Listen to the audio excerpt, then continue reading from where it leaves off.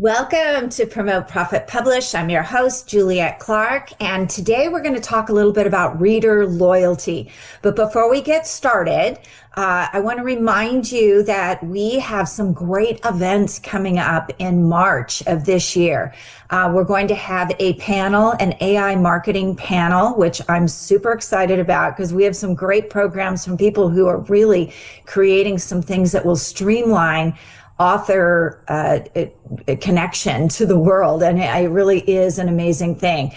We also have a Go High Level trainer, Rebecca Bertoldi, will be talking about those tools in Go High Level that are improving every day with new AI tools. And Tracy Hazard will be with us for our monthly training at the beginning of the month. So, and she's going to be talking about AI and podcasting as well, which is something that most authors should be doing to get some good content out there.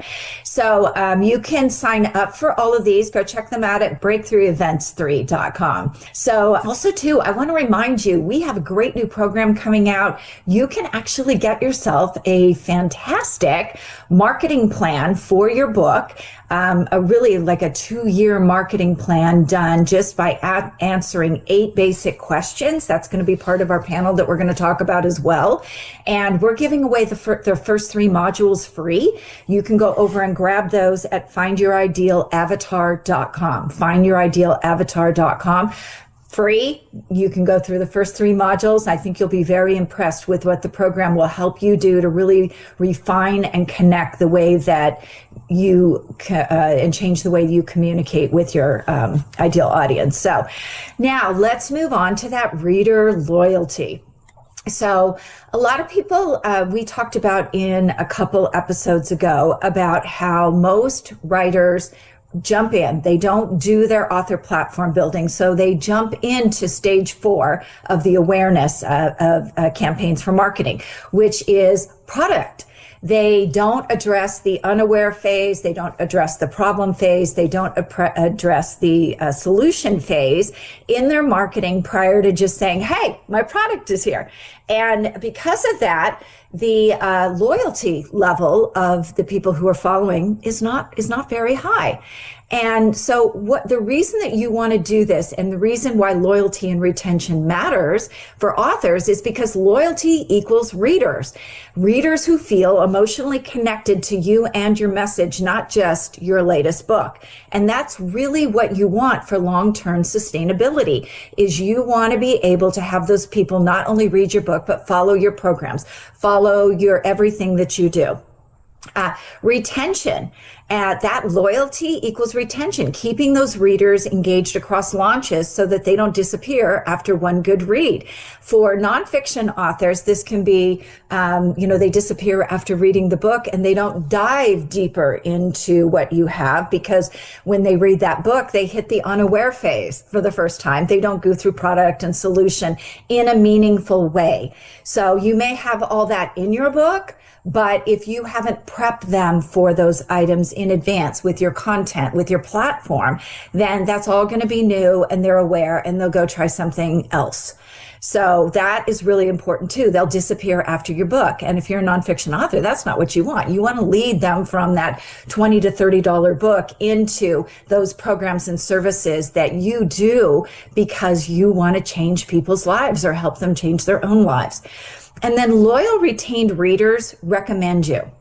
They recommend you in masterminds, group chat, team meetings, and that's the kind of marketing, the kind of referral that ads can't buy for you, because ads are going to take people through the same process of unaware, problem aware, solution aware, product aware. So by these people going out and being your evangelists, that's how you get more business. And if I take a deep dive into what my business looks like, I rely on content and those referrals. And probably 95% of my business is referrals. And it's because I have built those relationships. People who have worked with me in the past or know about my work become evangelists for it. I get invited to panels. I get invited to those things that put me in front of more and more audiences. And that's because I built in the way that marketing is supposed to be. Remember, I've said before, marketing is a science. There is a right way to do it and there is a wrong way to do it. So, one of the things that really creates loyalty is those emotional foundations. And what that means is that these readers have this, gosh, this author gets me moment. Readers see their exact struggles, their exact quirks, the ambitions, the stories, the testimonials. And when I say readers, they may not even be your readers yet. They may be people that are seeing you on social media. I had this great question the other day when I was on a call, and it was, what if I don't like social media and I don't want to use it? I don't think any of us like social media. You need to get over that and really get out there and do this in a meaningful way. That doesn't mean you have to be on social media 24/7. I spent those days doing that, and now I have a team that does it for me. And I don't spend a lot of time on social media, mainly because I think it's a lot of drama, and I don't have time for drama. So, using a detailed avatar, like what I recommended in that Find Your Ideal Avatar program, where we're giving you away those first 3 modules, that's important because most people stop at demographics, and they don't even do demographics well. They don't get into psychographics. They don't get into all of those things that really make this a rich avatar that connects with you and you connect with them.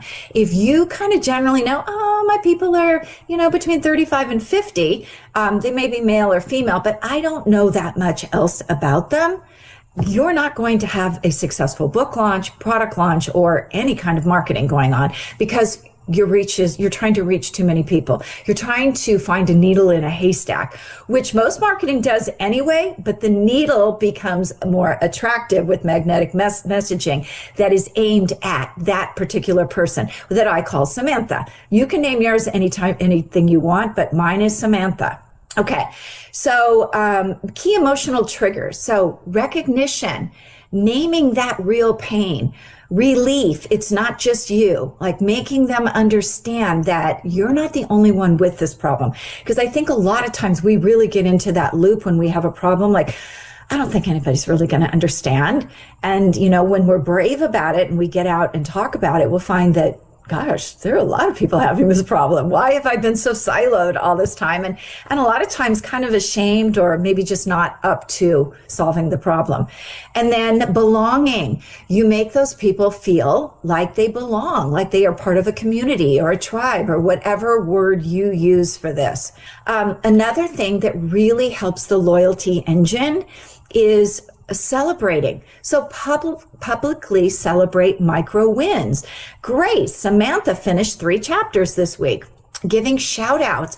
Shout outs are dopamine hits on social media for a lot of people. And one of the reasons I'm not on it, because I realized until I read some books and saw The Social Dilemma that I was just one big dopamine hit every time I was on social media. And there are other people that are like that too. Hopefully not to the extent that I was. I felt like when I took that break, I was going through some sort of withdrawals. But a lot of people like those dopamine hits. If you've ever been on Twitter, my gosh, those people love those dopamine hits. They love to argue. They love the drama. Not my gig, but you can design this so it is your gig. If you don't want to get really involved and deep into that social media, you're going to have to be involved a bit, but you can get a team in India that will do a great job for $5 an hour. So I don't want to hear from entrepreneurs, I can't afford to do this. If you can budget $20 a week for social media, or even $5 a week, and have them work for an hour on it. You give them the post, they go in and post them. They act like they're you on there. You can really make good headway. And the nice thing is when you actually commit to that, it frees up so much of your time to develop and really connect with your readers as well. So overall, the small wins celebration stack go into an identity for you. I'm someone who's present. I'm someone who shows up for you. I think that's one of the things, and I know that's one of the things that my readers and my audience and my clients love is you get a weekly appointment. I show up for you. Let's get these problems solved. I'm not someone who you hand your manuscript to and I'll say, oh, it's done. Or you may or may not get to see me once a month. I know that you're embarking on something new. You've got a lot of questions. A lot of things are coming up. How do I market? How do I do X? How do I do Y? How do I get into Z? Do you know somebody who knows somebody? They get a lot of personal attention and people love that. So when I talk about that social media that you're giving to someone else to do the basic work, and then you're showing up, it also frees up time for you to show up for your people in a really present way. So it's very important. Creating, is this legal content? Now you're probably like, what? Are you doing things that are illegal? Aim for content that leaves the reader wondering, can she really do this? Like, how is this even possible? How is she doing this? Why is she doing this? Can I do it? Can you check a box that said, would Samantha click on this? When your marketing is really good, after you've created it, you don't go, oh, I'm a marketing genius and they'll love this. You ask them, would Samantha love this? Or you ask yourself the question, would Samantha love this? It's just like those people out there. What would Jesus do? The same question applies to your marketing. What would Samantha do? Would she click on this? Would she show up for this kind of event? And then start segmenting your audience. Your audience is not a monolithic group of people. There are going to be different people with different likes, different ways of speaking to them. So I'm going to give you a great example. You may have an audience that's men and women. You might put men into one because they don't react emotionally the same way to women. So maybe you A/B test your content, figure out what women like, what men like. Those emails that go out are woman-centric. Some of them are man-centric. So really get down to that segmentation. Now, I did a big, broad overview, but it may be people that, maybe my segmentation is people that are author platform building, people that are book marketing, people that are publishing, people that want all of it in a broad spectrum, a broad sweep. So figure out what those segments look like and divide your list, divide your social media, look at the way you speak to people. I'm going to speak to people differently over on Facebook than I am on Pinterest. And the reason is Pinterest is really woman-centric. So I'm really going to be hitting those emotional pain points with them and really getting to them. It's also shopping. So, women over there love to shop. That's one of the reasons I don't spend a lot of time on Pinterest, because if I made every recipe that I pinned and did every exercise that I pinned, I would be a 400-pound fitness model, because it's just, for me, it's a time suck, but there are a lot of people who love that platform. So have concrete. So surprise. Let's move to this first before we go to concrete retention. One of the things that people don't do well is retention. So how do you keep what you do top of mind? I'm going to share a little hint with what I do as someone who facilitates publishing and coaching for them, my audience. When my people go off into the world to do whatever they're going to do after working with me, I not only offer them a referral. So what that means is if you had a really good experience, please send your friends. I pay a 10% referral fee or a 5% referral fee on particular items. And they refer all the time. The other thing that you can do is be someone who is listening to what's going on out in the world. What does that mean? I have people call me all the time and they'll say, I need a guest, or I need a person on a panel for something.